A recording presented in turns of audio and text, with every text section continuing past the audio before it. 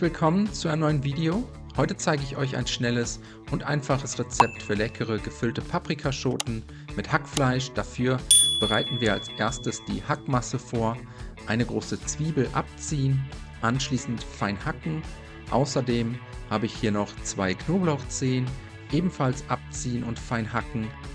Knoblauch und Zwiebeln zusammen mit 500 Gramm Hackfleisch in eine Rührschüssel geben. Ich habe hier gemischtes Hack verwendet, halb Rind und halb Schwein. Außerdem einen gehäuften Esslöffel Senf dazugeben, einen guten Schuss Ketchup, 2 mittelgroße Eier, einen gehäuften Teelöffel süßes Paprikapulver, ca. 30 Gramm Paniermehl und zum Schluss noch eine sehr gute Prise Salz sowie frisch gemahlener Pfeffer.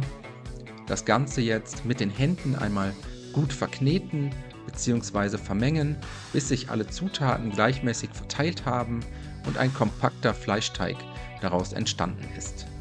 Das Hackfleisch kurz zur Seite stellen, weiter geht's mit den Paprikaschoten, zunächst mittig halbieren, dann das Kerngehäuse mit einem Messer herausschneiden und jetzt können wir die Paprikahälften mit der Hackmasse füllen, dafür einen gut gehäuften Esslöffel Hackmasse in die Paprika geben und etwas glatt streichen. So sehen die gefüllten Paprikahälften dann aus.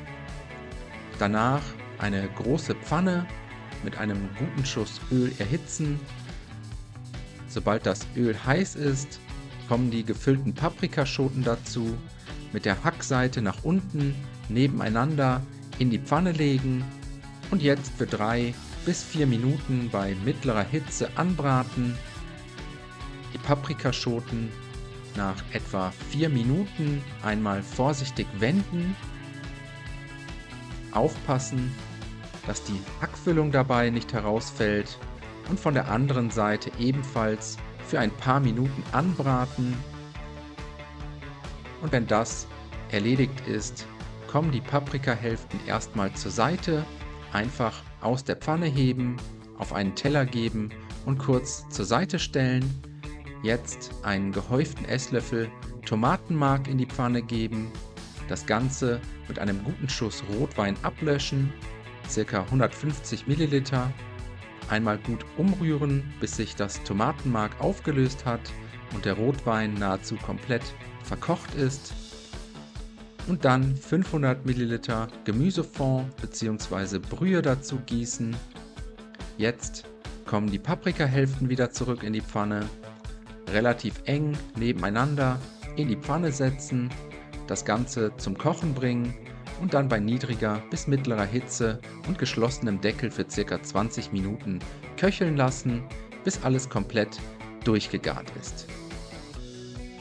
Die fertigen Paprikaschoten jetzt noch ein letztes Mal vorsichtig aus der Pfanne heben, kurz zur Seite stellen, die Soße binden wir anschließend noch etwas ab, dafür einen gehäuften Teelöffel Speisestärke mit einem Schluck kaltem Wasser verrühren, zur Soße geben und unterrühren, das Ganze kurz köcheln lassen und zum Schluss schmecken wir noch mit etwas Zucker, Salz und frisch gemahlenem Pfeffer ab. Die Paprikaschoten kommen anschließend wieder zurück in die Pfanne. Das Ganze nochmal kurz in der Soße durchwärmen und so können wir die gefüllten Paprikaschoten mit Hack servieren, die Pfanne vom Herd ziehen. Wer mag, kann noch mit gehackter Petersilie garnieren und dann wünsche ich euch einen guten Appetit. Als Beilage gab es bei uns Bulgur, gekochte Kartoffeln, Reis oder Nudeln würden aber auch super dazu passen. Ich hoffe, euch hat das Video gefallen. Viel Spaß beim Nachkochen. Bis zum nächsten Mal.